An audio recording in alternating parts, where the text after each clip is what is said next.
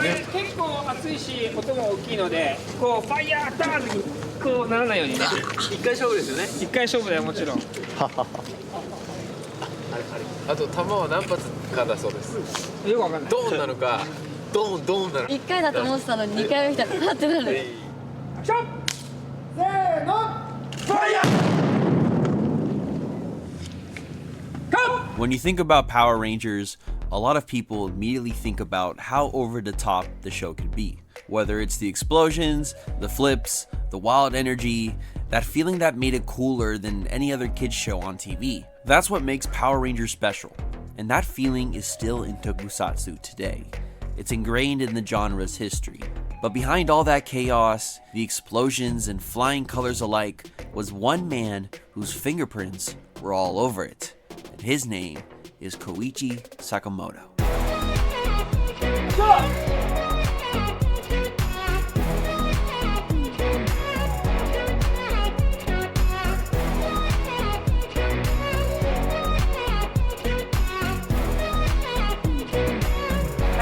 Set, action! He is truly one of the greats, and if you may not know the name, you have certainly seen his work.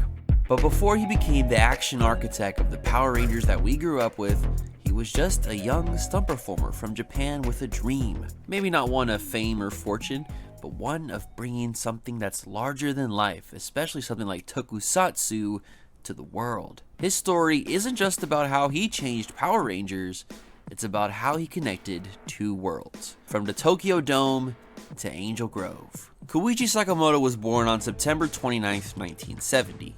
He was born at the perfect time to witness the explosive growth of the tokusatsu genre. 15 years after Godzilla's initial rise to fame, the 60s had bought us Ultraman, and the 70s bought us Kamen Rider in 71 and Super Sentai in 75. Koichi was a fan of these series growing up. There was definitely something to admire, whether it was the effects, the cast, the battles, just the highs and lows of Sentai are all beautiful to a child's mind. So growing up, he would transition into wanting to become a live stunt performer, learning under the guidance of Yasuaki Kurata, famous for many Hong Kong and Japanese action movies. One of his early roles over in Japan was playing Blue Mass from Hikari Sentai Mass Man on shows at the Korakuen Stadium and the Tokyo Dome.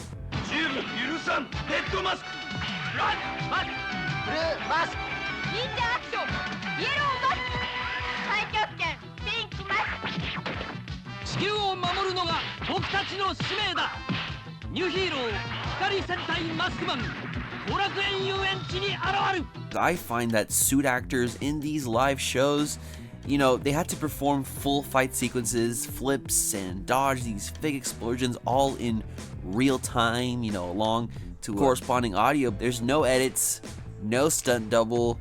You are the stunt double. If you ever have a chance, go look at some Super Sentai and Kamen Rider live shows over in Japan, and you can see they definitely do a lot of cool stuff in real life. And to a kid, seeing these suits in action, going against the monsters, it's always fun, and it's cool that Koichi had to start there. And so a couple years later, in 1989, he would move to the United States to learn English and find work as a stunt actor.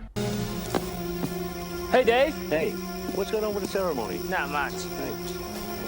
Cold. Yeah, I know. It's getting pretty cold.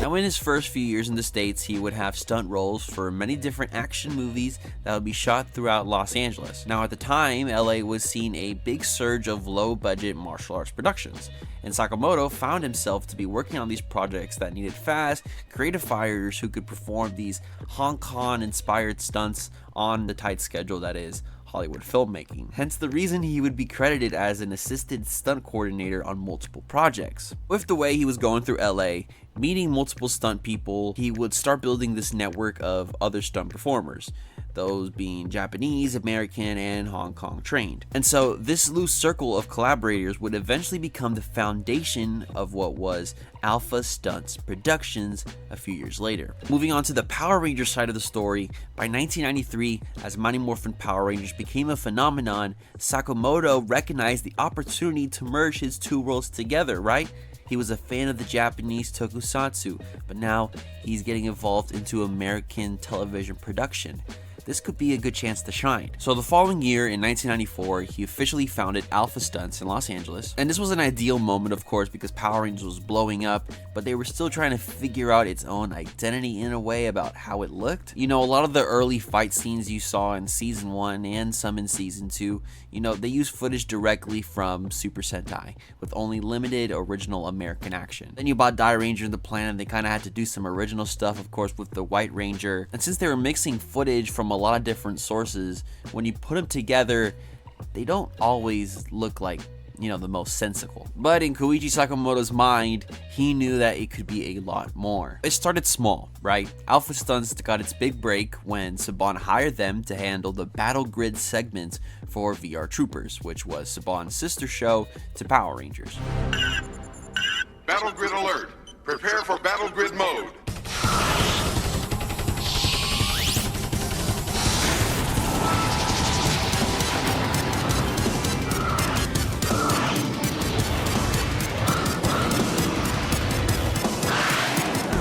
Everyone all right?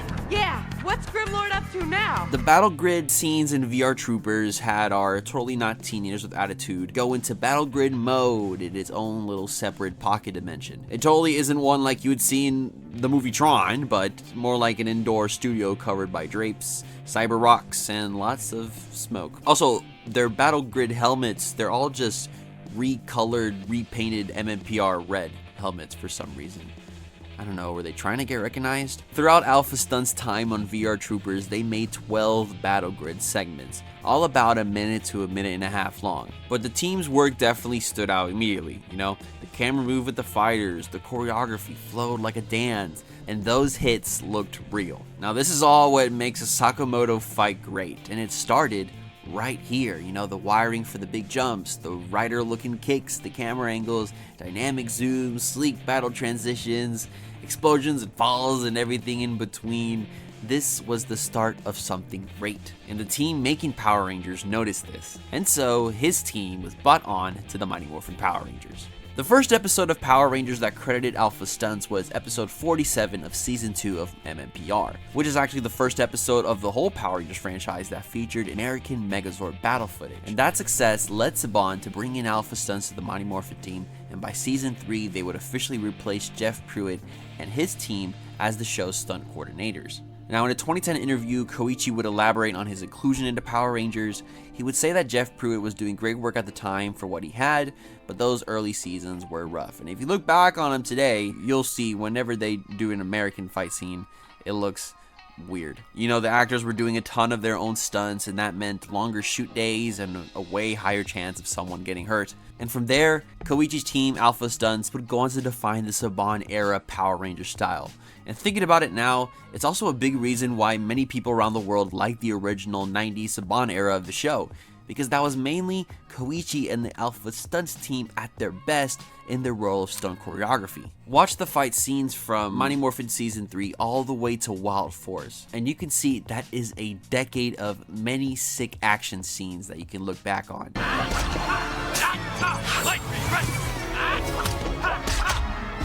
All with this tight rhythmic choreography inspired by Hong Kong cinema, these wire-assisted flips and kicks lifted from Tokusatsu history, and of course some explosive reactions that made every hit a little more cinematic. Koichi Sakamoto was obsessed with rhythm, and he made his fight scenes feel like music. Alpha Stunts was the heartbeat of the show's action, choreographing scenes for Zeo, Turbo, In Space, Lost Galaxy, Lightspeed Rescue, Time Force, and Wild Force. Koichi Sakamoto would also sit in the director's chair many times throughout the seasons as well, starting with co-directing King for a Day on Zeo with Isaac Florentine. And Koichi and his team didn't just build the fights, they built the storyboards, designed the camera angles, and helped build the major episodes like Countdown to Destruction, with Sakamoto being a core member in the process of how this finale became to be. Sakamoto would also direct Forever Red, which is loved by fans and ranked as one of the best Power Ranger episodes ever. This is everybody walking away. So, Koichi, I'm gonna mic Hey, this is Koichi Sakamoto. Hey,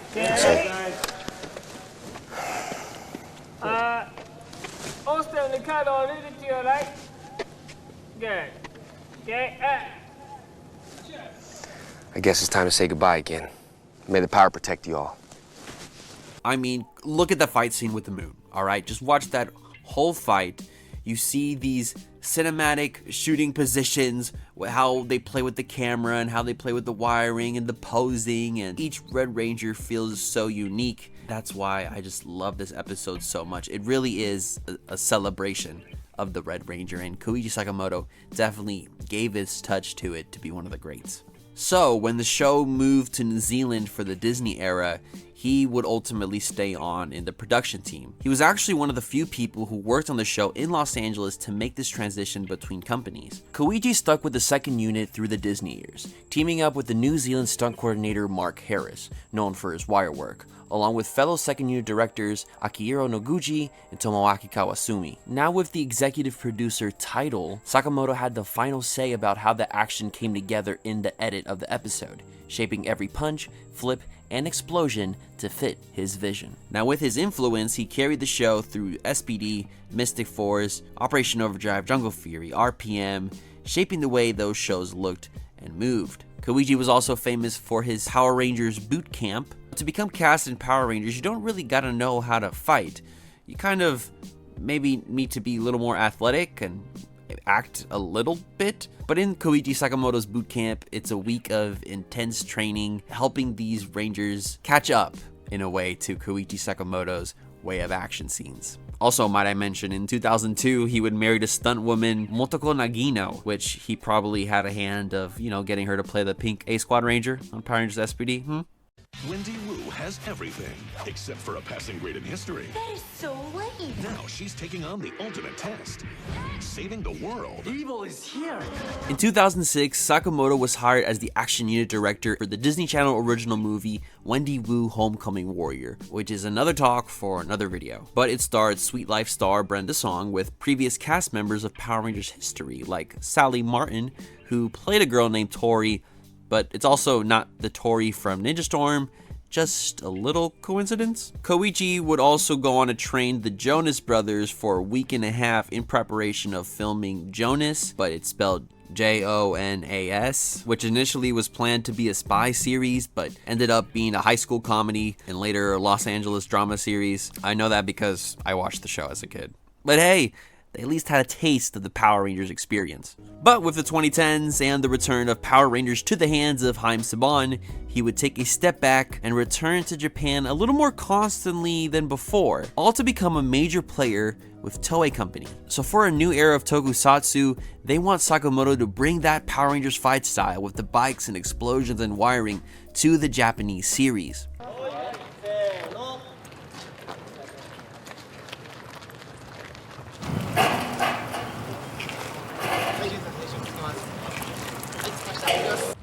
スーツアクターの動きとワイヤーの引き手との一瞬のタイミングが求められるこのアクション。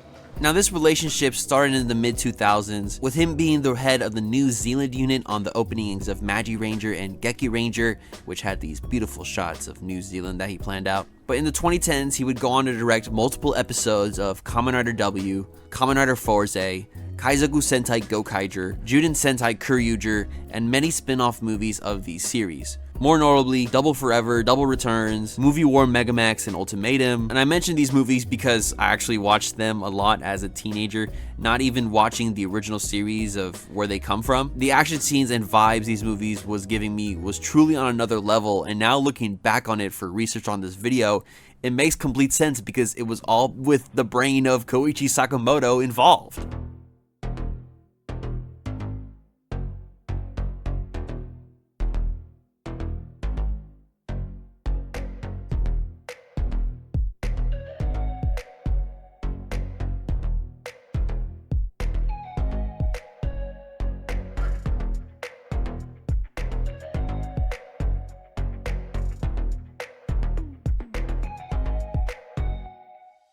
Even today, a lot of stunt performers and directors who came out of Alpha Stunts continue to work in Ultraman, Super Sentai, and other Japanese productions, carrying that same blend of Hollywood structure and Tokusatsu heart. Now later in the decade and into the 2020s, he would also occasionally come back to direct a couple episodes of Kamen Rider Ghost, X-Aid, G.O., Saber, Revice, Geats, Gotchard. Sakamoto also directed a few episodes of Ultraman Ginga, X, G, Z, Trigger, Decker, Regulos. I don't watch Ultraman. One day, it's another one-day thing for me. It was only a little more recently where he did the jump to going back to Super Sentai. He had his hands on Ryu Soldier, Kira Major, King Oger, my favorite Sentai series, and now Gojuger. And one of his biggest things done with Super Sentai was directing every single episode of Kyuuger's Korean spin-off, Power Rangers Dino Force Brave. Now, even though I mentioned all this Japanese tokusatsu stuff, he did do some Power Rangers work, but the only productions he did in the last 15 years was being the action director for the first season of Power Rangers Samurai. You know, that made sense. It was the comeback of the series, new network on Nickelodeon. You had to impress the people. Samurai did look cool, all things considered, but ultimately his last work with Power Rangers was being the action director for the legendary battle scene of Power Rangers Super Mega Force and its finale. One more fight, guys. This is it. Personally, I always enjoy the Super Mega Force fight scenes that they did, those American exclusive scenes. I just love how the Rangers and suit colors look against the quarry, and so the American scenes in that legendary battle that Sakamoto did ultimately looked cool in the ways that it can. But now thinking about it, imagine a whole legendary battle if Koichi Sakamoto directed the whole thing. But even after his time in Power Rangers, Koichi never stopped. He went back to Japan and kept doing what he does best. If you look at some of the latest episodes of Gojuger, you can see that same high energy, wire heavy choreography he helped perfect in the States, now being loved and evolved in many new ways. You know, CGI, digital effects, it has grown a lot in many years, so these Sakamoto scenes in the latest tokusatsus over in Japan, bright lights, colorful explosions, the same camera whips and tricks, it's still so much fun. And that's all Koichi, man, and he's still going strong. At the time of recording, he's 55 years old, and I think it's only right that we give him the flowers that he deserves. He's even had time to work outside a tokusatsu bubble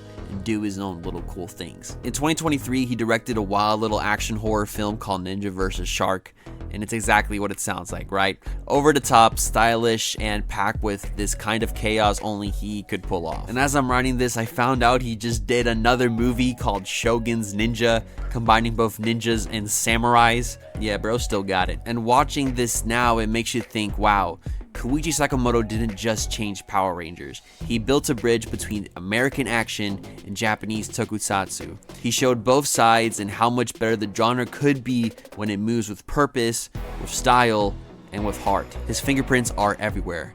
You can feel his energy in every mid-air kick, every wire pull, every explosion that just barely misses the hero's head. And it's just great to see him still out there today, with that same over-the-top spirit that made the show magical. Koichi Sakamoto was the reason why Power Rangers felt so dynamic in the first place, and it's still the reason why modern tokusatsu hits as hard as ever.